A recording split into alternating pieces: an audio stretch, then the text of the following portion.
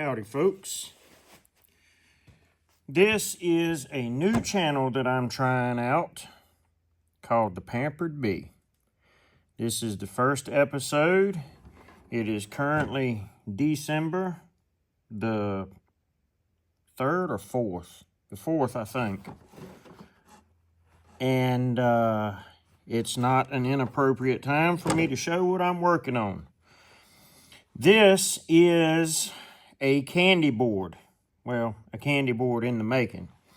So what I do is I take 1x2 furring strips, and this is actually for a 6-frame swarm trap queen mating nuke type of box that I have, and I currently have 4 of them with very, very small colonies in them. And I've already put some sugar bricks on them, and I've got a rudimentary version of this on there. I just made a spacer ring and put some sugar bricks on it.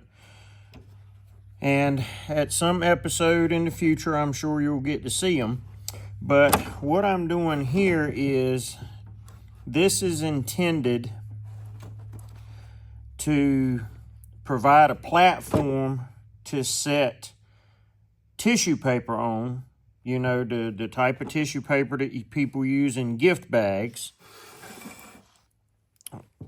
You know, anyway, you can buy it at, I get it from Walmart.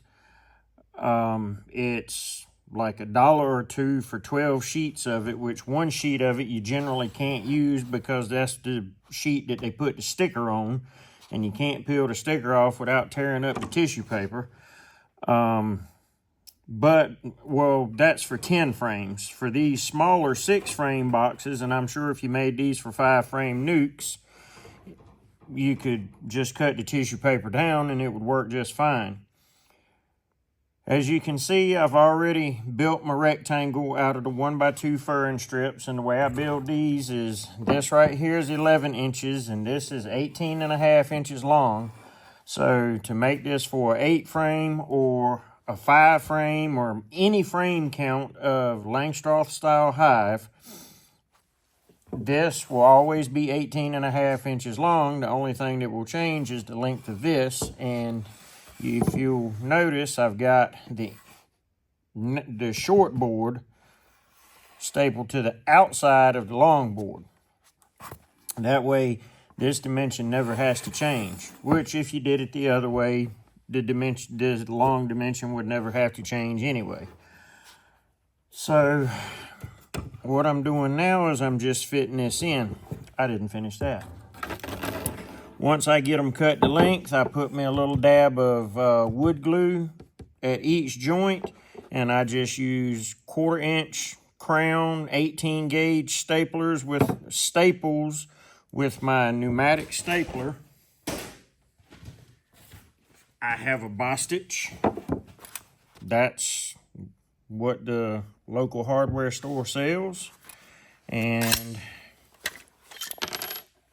well, these are not the staples that I use. Those are the staples I use for putting the hardware cloth in. This is the length of staple that I use. I don't know what it is. I'll put it on the screen.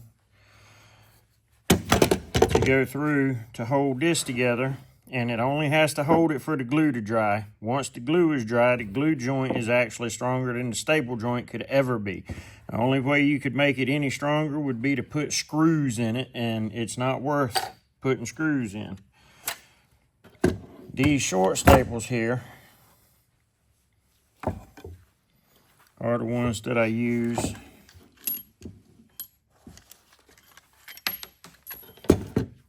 to hold the wire in. And I had already started this project and gotten a good way into it before I decided to start recording. And a lot of folks are not going to need all of these details. They're going to see it, and they're going to get the basic gist of what I'm doing here. And when I made these last year, I went through all the effort and motion of bending this wire in a sheet metal brake, just a little inexpensive one that I bought from Harbor Freight. What I'm doing now is I'm cutting so I can fold the corners in, because I do like to overlap them on the corners where I can, just to give it a little bit more strength. And I realize that that little bit more strength is for my peace of mind more than anything else. But you'll see I only have 2 1/2-inch squares above my line here. I don't know if you can see that line or not. So I'll take and put it right on the edge right here, get it lined up all the way down, and just bend it right over the corner of that. You don't even have to, I just went overboard last year using the sheet metal brake. And then what I'll do is I'll just scoot it forward right here, get that one lined up, and bend it right over.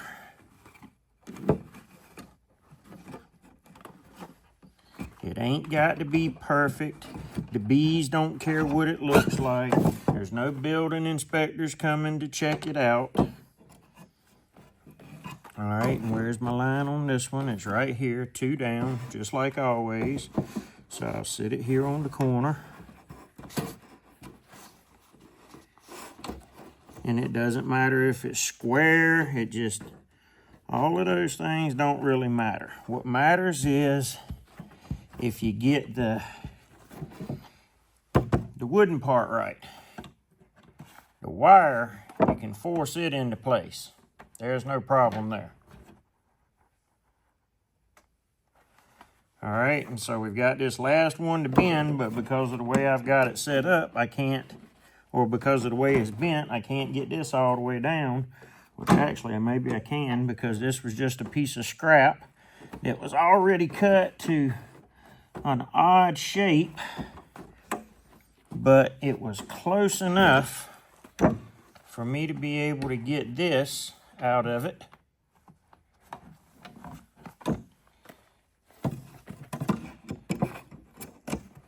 And see, it's just a little bit too big, so I'm gonna flatten this one out, and I'm gonna rebend it a little bit further down.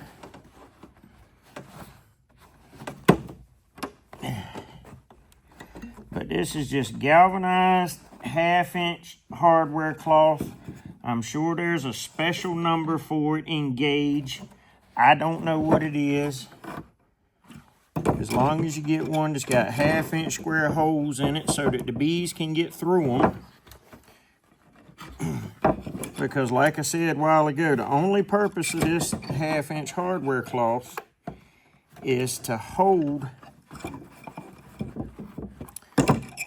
the tissue paper that you put your sugar slurry on. See, I didn't bend it right lengthwise either, so I've got to move that one up a little bit also.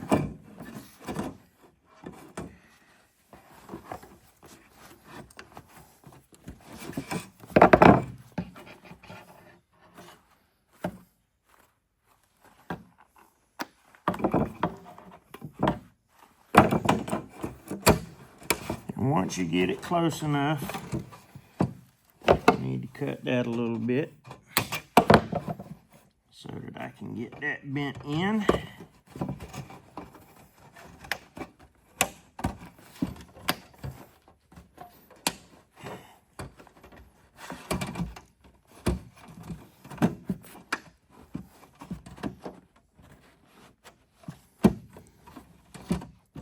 Now, see how it's arched up just a little bit right here? What I want is, I don't want it arched up like that, because especially on these 6-frame boxes that I'm talking about, it pushes down on the frames.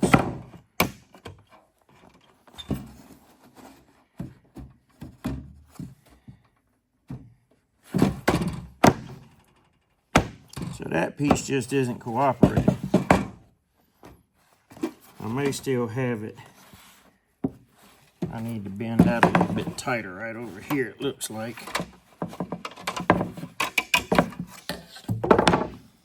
Right over here.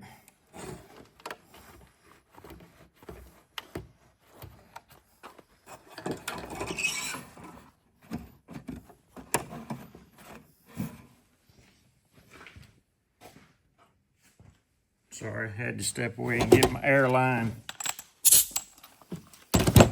Now, what I had been doing in previous years is when I would staple these in, I try to make sure that my bottom is just a little bit. This is hard to see. Let me get a staple in it and I'll explain what I'm saying.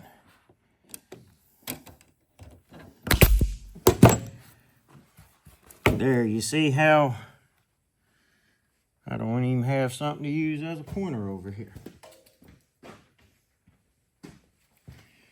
I put just a little bit of a gap between the bottom of this and the top of that right there. And that allows for once you start putting the sugar weight in, it's gonna push down on that. But once I get this all properly stapled in,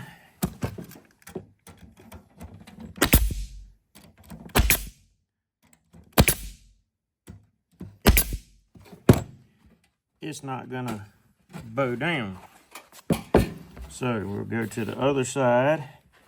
Now you see right here on this side how there's a bit of a gap between the wire and the wood. That is exactly how I wanted to bend it to start with. So when I push down and drive the staple in, it draws it tight right through here. Now it's not tight as a banjo string, but it's tight enough.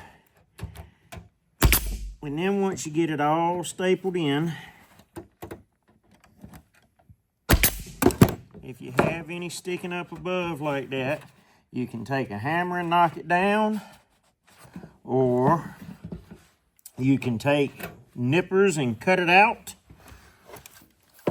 or you can do what I'm gonna do, because I have another project that I'm gonna show y'all in the future of an insulated top that I make using the 2-inch thick styrofoam insulation.